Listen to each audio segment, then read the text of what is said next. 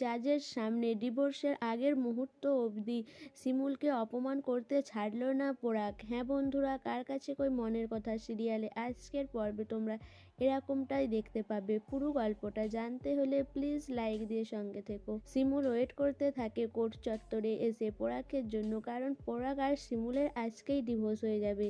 শিমুলের সাথে শিমুলের বান্ধবী আরে সবাই আসে, সুচরিতা, বিপাশা আর সিসা। তারা সবাই শিমুলকে বোঝাতে থাকে যে শিমুল আর একবার ভেবে দেখতে পারতো। সে যদি পরাগকে ডিভোর্স দিয়ে দেয় তাহলে তো ওই বাড়ি ছেড়ে তাকে চলে যেতে হবে। আর সে শতদ্রুর সাথেও তো সব সম্পর্ক শেষ করে দিয়েছে।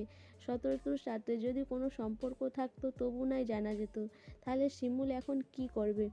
শিমুল জানায় যে তার কাছে কি বিয়ে ছাড়া আর কোনো রাস্তা নেই, তার জীবনে কি ওই একটাই লক্ষ্য। কিন্তু পিপাসাদি অনেক করে বোঝায় যে শিমুল, আমরা সেটা বলছি না, কিন্তু তুই এখন করবি কি? পরাগকে ডিভোর্স দিয়ে দেওয়া মানে সে তো এখন প্রিয়াকে বিয়ে করে ওই বাড়িতে তুলবে, আর তুই কি ওই বাড়িতে আর থাকতে পারবি? তুই তো বাপের বাড়িও যাবি না। তখন শিমুল জানায় যে আমি ওই বাড়িতে থাকতে চাই না, কিন্তু আমার কোথাও যাওয়ার জায়গা নেই। আমার বাপের বাড়িতে যদি যাই আমার দাদা আরে আমাকে ওখানে থাকতে দেবে না। আমার ছোট বৌদি ভালো ঠিকই কথা, কিন্তু আমার বড় বৌদি, বড়দা আর আমার মা কেউই আমাকে ওখানে থাকতে দেবে না। আমি তাই কোথাও যেতে চাই না, আমি নিজের পথ নিজেই তৈরি করতে চাই। এরপরে শিমুল আরে ভাবে যে পরাগ আসছে না কেন। তারপরে শিমুল দেখতে পায় যে পরাগ তার ভাই আর ভাইয়ের বউ আর প্রিয়ার সাথে আসছে। এদিকে প্রিয়া পরাগকে বলে যে পরাগদা, তোমার আজকে ডিভোর্সটা হয়ে গেলেই তাহলে ভালো হয়, আমার বাড়ি থেকেও আমাকে চাপ দিচ্ছে বিয়ের জন্য।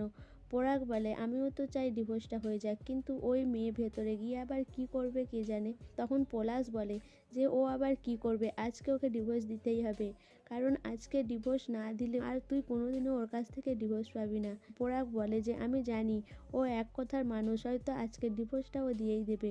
পলাশ বলে তোর বইয়ের প্রতি তোর তো অনেক উচ্চ ধারণা, তুই তো খুব ও বইয়ের হয়ে কথা বলছিস। পরাগ বলে না, আমি যেটা জানি সেটা বলছি।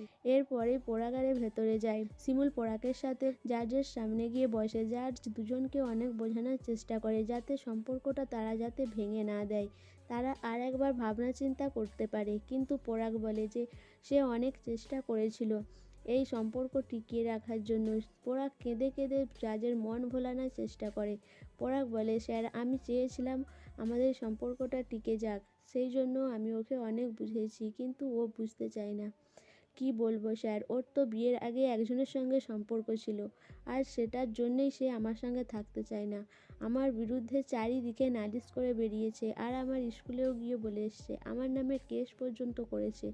এই মেয়ের সাথে কি থাকবো আর বলুন। পোড়াকের এই কান্না দেখে জার্জ শিমুলকে বোঝানোর চেষ্টা করে। শিমুলকে বলে যে তাহলে আর একটু ভেবে দেখতে পারে শিমুল, কিন্তু শিমুল বলে না, আমি এখানে ডিভোর্সের জন্য এসেছি, তাই ডিভোর্সটা দিয়ে দিতে চাই।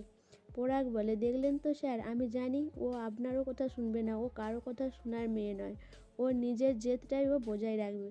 তখন শিমুল পরাগকে বাজিয়ে দেখার জন্য শিমুল জাজকে বলে ঠিক আছে স্যার, আপনি ওনাকে বলুন আমি 6 মাসের জন্য আমি সময় দিতে পারি। কিন্তু পরাগ সেই কথাটা শুনে ভয়ে চমকে ওঠে। পরাগ বলে না স্যার, আমি এই মেয়ের সঙ্গে থাকতে আর চাই না, কারণ ও আমাকে আবার অন্য কিছুতে হয়তো ফাঁসিয়ে দেবে, ওর কোনো ভরসা নেই। আজকে এখান থেকে আপনি বুঝিয়ে হয়তো ডিভোর্সটা করে দেবেন না, তারপরেই দেখবেন আমার নামে উল্টোপাল্টা কেস করে দেবে আর আমাকে ফাঁসিয়ে দেবে।